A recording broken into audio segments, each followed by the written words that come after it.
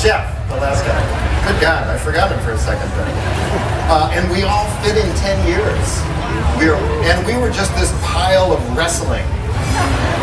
In fact, I didn't know that you could actually decide something by not wrestling. So we would decide who gets to get in the front seat of the car. Just wrestle. Who gets the last piece of pizza? You wrestle. So later I went to school, studied to be a doctor. I went and studied to be a writer. I started teaching elementary school. And when I was teaching elementary school in the faculty room, that's where I first learned maybe you just don't always wrestle. Like when we were trying to figure out where to put the coffee pot, and all the kindergarten teachers were talking about it, and I said, oh, let's just wrestle. They're all looking like, no, we don't wrestle. So I think that's honestly where I found my audience. I taught elementary school in New York for 10 years, a little of everything from first grade to 8th grade. And I had the best time. Because as Chris mentioned, I actually went to school and got a master's in fiction writing, very fancy, which then entitled me to paint apartments for the next year or two. That's about all you can do with an MFA. So kids, don't try to get an MFA, your parents will hate you. But I found out there was a job available teaching, which this is kind of how clueless I was. I thought, oh, I used to be in first grade. I could do that. How hard could it be?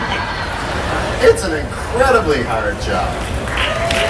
Oh, we have some teachers here. So luckily, I learned to be a teacher by working with great teachers. I was an assistant teacher for probably 2 years. And then the third year, I finally had my own second grade. It was just the most fun ever. But also the most exhausting and crazy thing ever, too. And that's when I suddenly realized I should be writing for my kids. Because my kids, I was reading to them things like The Phantom Toll Booth, or Frog and Toad, or Roald Dahl. And I would find out these are great books, these are great stories. So I took a year off from teaching just to write stories. And I brought along the very first draft of the first story to show you today. It's a little frightening though. I don't know if I should show this to you. Are there any kindergartners in here? Someone just grabbed their hair. Well, okay, you might want to look away when I show this, okay? Because it's the most frightening thing you will ever see if you're going to be a writer. Are you ready? It's the blank page. Yeah! Because it was terrible. I took off to write and I was looking at this page going like, I think I have to sharpen my pencils. I think I have to watch some television. I think I have to drink some tea. And I love when I talk to kids, I show them this process. Like kids always ask me too, like, is writing fun? And I used to say, yeah, it's fun. Then I thought about it, I thought, no, actually it's terrible. It's like having homework every day. It's also like being your own dentist. Taking your own teeth out slowly. Or hitting your head against the wall.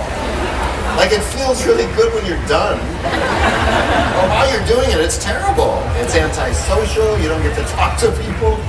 So don't be writers, kids. Oh no, wait, maybe you should. Because you can get a Lamborghini.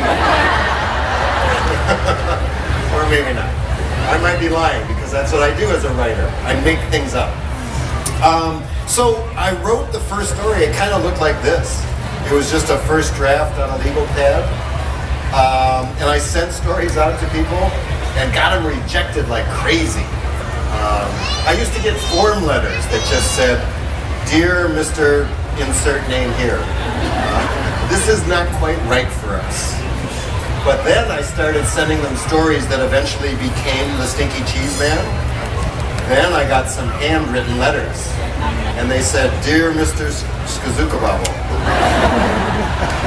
do not ever send us anything again. Man, I'm sorry. But I taught second grade. But I think it really freaked him out, a story like The Really Ugly Duckling, who grows up to be just a really ugly duck.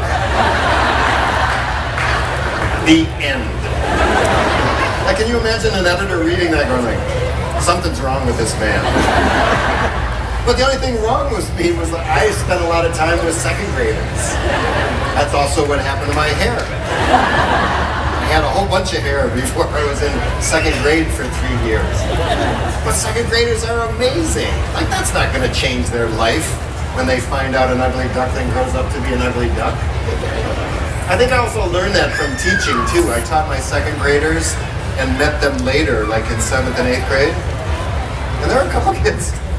Not really any change. They just got bigger and uglier or nicer. Oh, we won't get into that though. That's just terrible. So I kept sending things out until finally somebody took a chance on the true story of the 3 pigs. They still didn't really love it though. They said, this is weird. But luckily, teachers loved it, librarians loved it, readers loved it. They read it to each other. Like, the publishers didn't think kids would understand it. But everybody understands that. Like, that's how I grew up, blaming my little brothers. Like, I didn't do it, Tom did it. Tom would say, no, Greg did it. Greg would say, no, Brian did it. Brian would say, no, Jeff did it. So see, I get all my ideas from growing up with 5 brothers. So kids, if you want to be writers, get 5 brothers. Talk to your parents first, though. We're getting deep here. I better start reading some stuff. Well, the latest thing that's out is Spaceheads number 4. Red hot fiery cover. You might wonder why it's number 4. It's because there's Spaceheads number 1 and 2 and 3. So in the Spaceheads, I think I can give you a little clue of what this is about, because I was inspired to write these by watching television commercials. It's kind of one of my favorite things to imagine, like, what if you were an alien from another planet? What would you think Earth was actually all about if all you watched were commercials? For one, you would have no idea what deodorant is about. Like, it gives you 24 hours of protection, but apparently you just rolled it on your arm. Oh, my other favorite one is Charmin, with those bears. Like, imagine you're from Mars, and you're trying to figure out what Earthlings do with toilet paper. You would never know. Apparently, Charmin just makes very large bears happy. So that's what happens in Spaceheads. Spaceheads have learned everything they know from watching commercials that are beamed out into space, and they decide to invade Earth. So they disguise themselves. One disguises himself as a 5th grade boy. One disguises himself as a 5th grade girl. And the most clueless one disguises himself as what he thinks is the most powerful being in the entire planet. The class hamster. So he becomes a hamster. And they just show up on the first day of school in Brooklyn, and they meet with this new kid, Michael K. And they say, Michael K., we are Spaceheads from another planet. Can you help us save the world? And Michael K. looks at him and he says, could you guys not sit next to me? But they keep pestering him, and they just follow him around saying, no, we're really from another planet. We need your help. And they're out on the playground, and Major Fluffy sticks his head out of Bob's pocket, and he goes, eek, eek, eek. And the guys turn to Major Fluffy and go, oh, that's right. I forgot Major Fluffy is the leader of this whole expedition. He should explain what happens. So I'll read you just a little bit. There's a little bit of a spoiler alert here in chapter 5. If you get to the end, you might want to close your ears also. But this explains everything. And you know what? This is the best chapter I have ever written in my whole life. And in fact, it's actually the best chapter that's ever been written by anyone. I mean, I know that because I read this. You know the guy who wrote Diary of a Wimpy Kid, Jeff Kinney? I read it to him over the phone. He just started crying like a baby. And then I read it to, who's the lady who wrote Harry Potter? J.K. Rowling, my friend. I called her up and I read it to her, and you know what she did? She said, I'm not writing anymore. I give up. So, chapter 5a, where Major Fluffy explains everything. Eek. Eek, said Major Fluffy. Eek, eek, eek, eek. Week, week, eek. Week, week, eek, eek. Eek, eek, eek, eek, eek. Eek, eek, eek, eek, eek, eek. Eek, eek, eek, eek. Eek, eek, eek, eek. Eek, eek, eek, eek. Eek, eek, eek, eek. Eek, eek, eek. Week, week, eek. Week, week. Week, week, week, eek. Eek, eek, eek, eek. Eek, eek. Eek, eek. Oh wait, I read that wrong. That's week. Yes, there's an entire chapter written in hamster.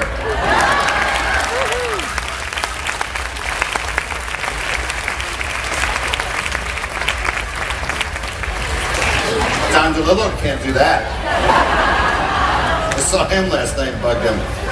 Oh, and look at this. And the chapter ends, equi. 2 pages, just like that. That's how fast I write. That also copy and paste, which is excellent. So I hope I didn't blow too much of the story. But the great part about Spaceheads is, too, it's both a book series and it's online. So Michael K. helps the aliens make a website because they need to sign up 3.14 million kids to save the world. So there's a Spaceheads website. They use Facebook. They have a Tumblr. Major Fluffy has a blog. And he tweets. But in hamster. There's also a Major Fluffy app where you can speak anything into the app. And Major Fluffy translates it into hamster. That's astounding. I've been at schools where kids will ask, honestly, for like 20 minutes. Every question is, does he speak French? Let's try.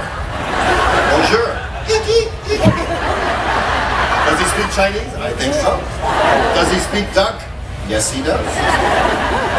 And so it's kind of handy for a writer. So you might be interested to know that in book 2, Major Fluffy gets in more trouble when a dog runs up to him. And the dog says, woof, woof. And Major Fluffy says, bark, bark. Bark, bark, woof, woof, woof. Tail wag, slobber, slobber, slobber. So he speaks dog in book 2. And he speaks to baby K in book 3. Goo goo gaga. Good guess. Goo goo gaga for a whole chapter. So this is what writing's all about. Oh, some people are going gaga here, speaking of. Oh, can I borrow your Guys Read? Oh, thanks. And Guys Read I wanted to show you too. They're not available in the tent, but you can find them anywhere else. Because this is one of my favorite things that I'm doing lately. And it's just a collection of original stories to sort of connect with this literacy program I have called Guys Read. Oh, thanks. And it's all about just kind of looking at what we're doing with boys and reading. So what we've been doing for the last 25 years is testing boys and girls. And for the last 25 years, we found out boys are doing worse than girls. Every year, every grade level we test. So what do? We test them again. That's our only strategy so far. So what I've decided to do is maybe just get people talking about it. And having grown up with a bunch of brothers, I realized boys read in a different way. And it's not a value judgment. They just might like different things. So this whole library, there's now 5 of these books. And each one of them has 10 original stories. So this one's all funny stuff by some of my favorite writers. Like Kate DiCamillo, Mac Barnett, Owen Colfer, Jeff Kinney, Jack Gantos. And it's just a way to introduce guys to all these different writers and see maybe you'll like something. And to give it kind of a low-key approach too. Not to say you have to read everything, but maybe find what you like. Because I think that's what we all love to do as readers. Like, we're readers. We like to pick what we like. And boys like that too. So check out guysread.com and then look around at these. There's a bunch of them out there now. Well, let's stop here for questions. We got like 10 minutes. I'd love to hear some of your questions. Yes? Oh, what inspired me to write Guys Read? I love reading, but I also had some brothers who didn't like reading so much, and even my own son's not too crazy about reading. So I tried to find all the best stuff I could find. Yeah.